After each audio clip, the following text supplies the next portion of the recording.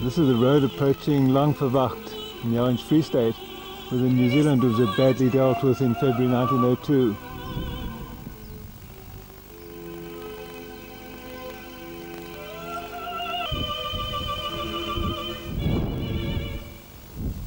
We're now on the site of the Battle of Langverwacht on the 23rd of February 1902, where the New Zealanders suffered so terribly. Colonel Garrett's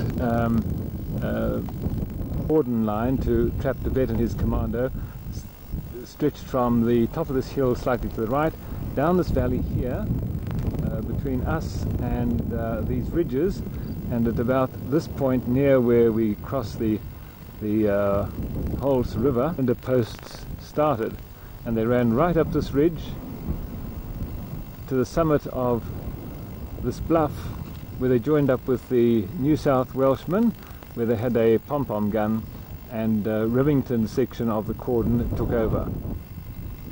During the night, General de Wet's scouts ascertained that there was a gap in the British line here, which in fact was not so, and their first sortie to breach the line came through here to this point in the valley, where they came across the first New Zealand outposts.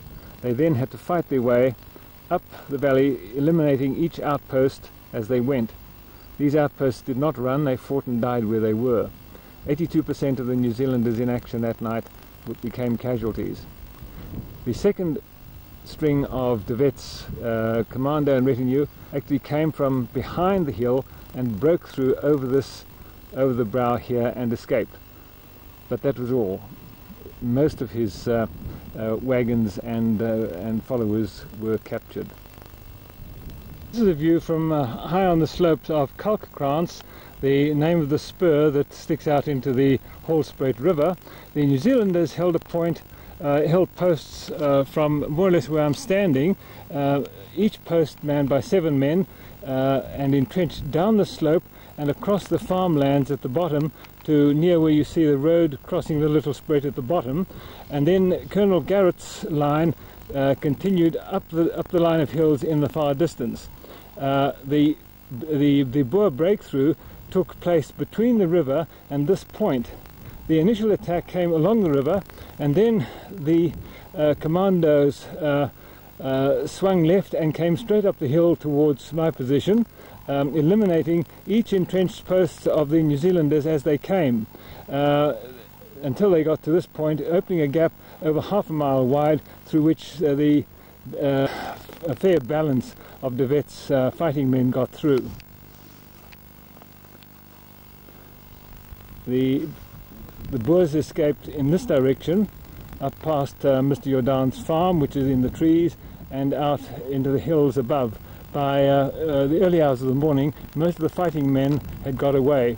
All the rest were left behind and fell into British hands. Up towards the spur on Kalkkrans, Begbie's pom-pom gun unit was just above that point, and from there the New South Wales men took over the line.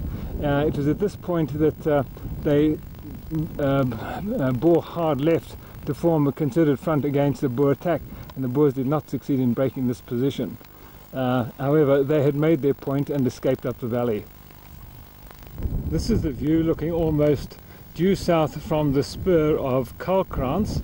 At this point, Begbie's pom-pom gun detachment was sighted, and it was down the valley that we see in front of us that the Boers approached probably about between 9 and 11 o'clock on the night of the 23rd. Some of them came up the side of Kalkkrans over here, whereas if we swing round this way, the attack detachment came up this valley to attack the New Zealanders, who had their outpost line more or less from here down into the valley below.